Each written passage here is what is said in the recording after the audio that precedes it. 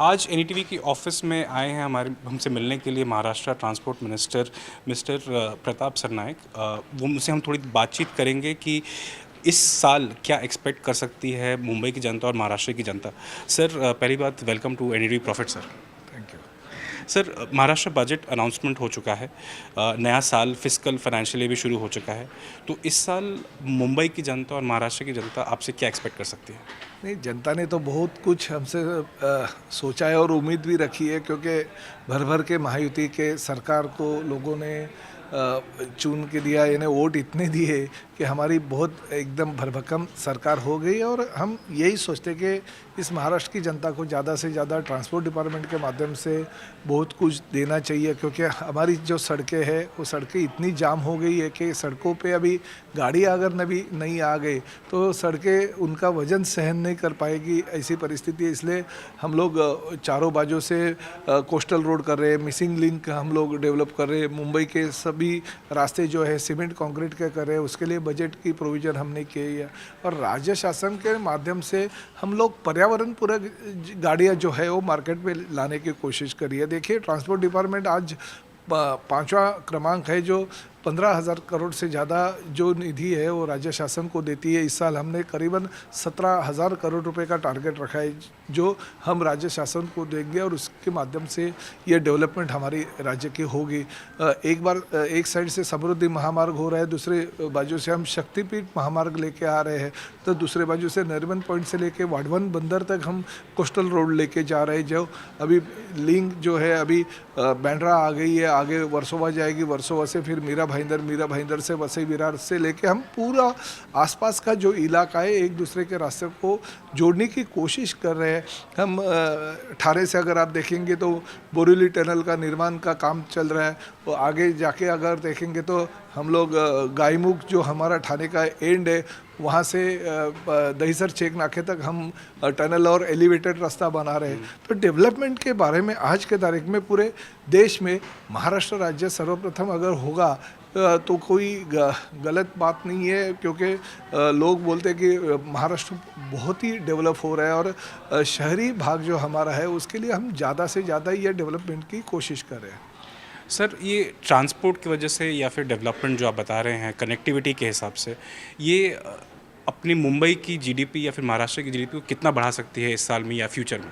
देखिए, पूरे देश में सबसे ज़्यादा महसूल देने वाला यानी उत्पादन देने वाला अगर केंद्र सरकार को कौन सा राज्य है तो महाराष्ट्र है। और मुंबई से बहुत सारा फंड जो है वो हम जीएसटी के माध्यम से, अलग अलग टैक्स के माध्यम से हम लोग कलेक्ट करते हैं, और वो हम सेंट्रल गवर्नमेंट को देते हैं। तो ज़्यादा से ज़्यादा टारगेट तो हम यही पकड़ते हैं कि हमारे अगर मुंबई और एमएमआर रीजन को हम अगर ज़्यादा डेवलप करेंगे तो हमारा स्कोर बढ़ेगा, हम आगे लेके जाएंगे, और हमारा और भी उत्पादन जो है, हमारा महसूल जो है वो बढ़ेगा।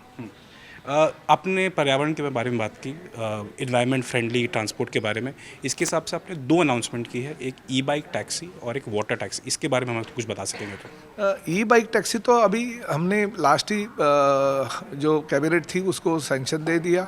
बाइक टैक्सी भी हम लेके आ सकते थे, मगर हमने सोचा कि नहीं, पर्यावरण पूरक ही अगर गाड़ियाँ से हम शुरुआत करेंगे कोई से भी नई स्कीम तो पर्यावरण का जहाँ ज़्यादा प्रचार होगा, प्रसार होगा, तो इसलिए ई बाइक टैक्सी के अनाउंसमेंट कर दिया है। गडकरी साहब सेंट्रल मिनिस्टर है, उन्होंने जो एमएमआर रीजन है वहाँ पे एक साइड में समंदर है, एक साइड में क्रीक है, तो उसको लेते हुए जो वाटर ट्रांसपोर्ट है वो भी शुरू करने की घोषणा कर दी है। हमारी करीबन 15 से 20 जेटी भी निर्माण हो गए मैरीटाइम बोर्ड के माध्यम से। तो रोरो सेवा तो अभी चालू हो गई है, जैसे मीरा भाईंदर से वसई विरार रोरो सेवा चालू हो गई। अभी मुंबई से अलीबाग और अलीबाग से फिर गोवा तक भी रोरो सेवा चालू करने का प्रयास हमारा है। तो ये वाटर टैक्सी और ई बाइक टैक्सी को हम ज़्यादा प्राधान्य दे रहे हैं कि जिसके माध्यम से पर्यावरण का अच्छा संदेश लोगों तक हम पहुंचा सकें। तो ये ई बाइक टैक्सी कितने दिनों में हम एक्सपेक्ट कर सकते हैं? सैंक्शन तो हो गया। अभी क्या होता है कि जो ई व्हीकल है वो मार्केट में बहुत कम आ रहे हैं क्योंकि उनकी प्रोडक्शन की क्षमता बहुत ही कम है। अभी देखिए ना, एसटी महामंडल ने करीबन 2 साल पहले 5140 बसेज जो है हमने ई बसेस बुक कर दी है। एक कंपनी को हमने उसकी ऑर्डर भी दे दी है, मगर 2 साल में हमें अभी तक करीबन 1200 बसेस आनी चाहिए, अभी उनके खाली 280 बसेस आए। तो प्रोडक्शन कम है और प्रोडक्शन कम होने की वजह से वो गाड़ियाँ भी मार्केट में कम आ रही है। तो प्रोडक्शन ज़्यादा से ज़्यादा होना चाहिए, इसलिए स्टेट गवर्नमेंट के माध्यम से और सेंट्रल गवर्नमेंट के माध्यम से जो बाइक हो या पर्यावरण पूरक गाड़ियाँ का निर्माण जो संस्था करेगी, जो कंपनी करेगी, उनको भी हम ज़्यादा से ज़्यादा बेनिफिट देने की कोशिश कर रहे हैं। ओके सर, एक सहकार टैक्सी माननीय होम मिनिस्टर अमित शाह जी ने भी अनाउंस किया है, उसके हिसाब से महाराष्ट्र क्या करने वाली है? अमित भाई शाह होम मिनिस्टर भी और सहकार मंत्री भी है। हमारी यही संकल्पना है कि ओला उबेर जैसी कंपनियां, कुछ उनके जेब में नहीं होता है मगर दिमाग से कोई ऐप का निर्माण होता है और एक ऑफिस लेके वो अगर बैठ जाते हैं और पैसा अगर कमाते हैं, तो हमारी गवर्नमेंट की एजेंसीज है, हमारी एजेंसी ट्रांसपोर्ट एजेंसी के माध्यम से हमने अगर गवर्नमेंट की जो ओला उबेर जैसी कंपनी है वैसे अगर चालू की, तो हम एक ऐप का निर्माण करेंगे और जो चीज़ें 100 रुपये अगर ओला उबेर वाला लेता है तो हम 10-20 रुपये में लोगों को सुविधा दे सके। इसी हमारी सरकार की संकल्पना है और वो सेंट्रल गवर्नमेंट से अभी तक हमें कोई नोटिफिकेशन उसका आया नहीं, मगर वो नोटिफिकेशन आने के बाद निश्चित रूप से महाराष्ट्र सरकार भी पीछे नहीं हटेगा। महाराष्ट्र सरकार भी ये टैक्सी सेवा इस राज्य में चालू करेगी।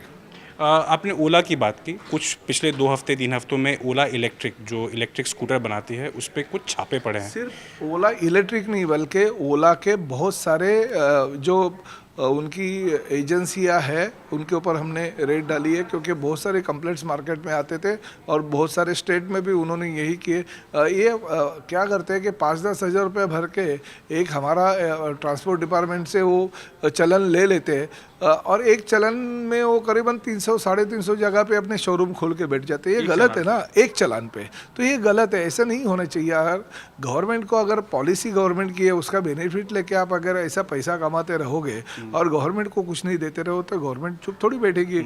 अगर गलत काम कोई करेगा तो उनके ऊपर आज नहीं कल भी और परसों भी रेट तो गिरेगी, और गलत किया तो उनके ऊपर गुना भी दागे, FIR भी लॉन्च होगा। तो फ्यूचर कोर्स ऑफ एक्शन क्या होगा ओला इलेक्ट्रिक के मामले में? देखिए, हम तो सब हमारे RTO इंस्पेक्टर सब जगह पे जाके रेड कर रहे हैं, जितना भी उनकी गाड़ियां हैं हमने जब्त कर दी है, आगे भी और गाड़ियां हम जब्त करेंगे। मगर गलत अगर काम ओला या उबेर या दूसरी कौन से रैपिडो कोई भी अगर गलत काम करेगा तो हम उनको बख्श नहीं करेंगे। थैंक यू सर नाइक साहब, हमसे बात करने, थैंक यू सो मच।